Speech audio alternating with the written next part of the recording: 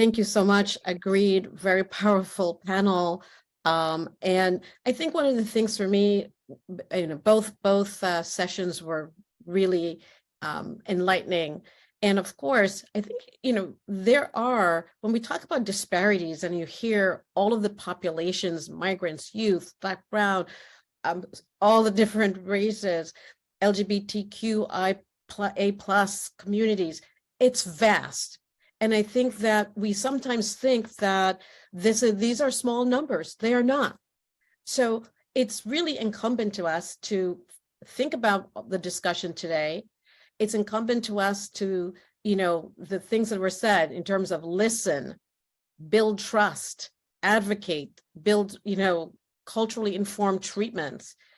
Think about AI, but not for building widening the disparities, but in fact that it can narrow it, go to where people are, the bodegas, the barbershops, the beauty shops, the payers who are so powerful, the resources that are there, telehealth, again, meeting people where they are and the different technologies that are available.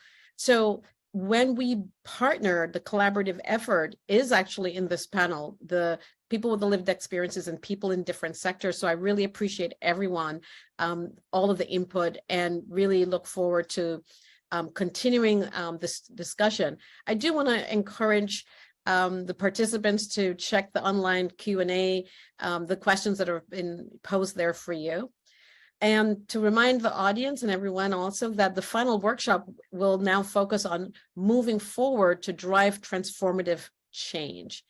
And there we are going to explore different stakeholders to move the field forward in an ethical manner to increase the diversity of the neuroscience workforce, to advance community partnerships, and facilitate multidisciplinary collaborations, which ultimately will drive transformative and sustainable change in research and clinical care.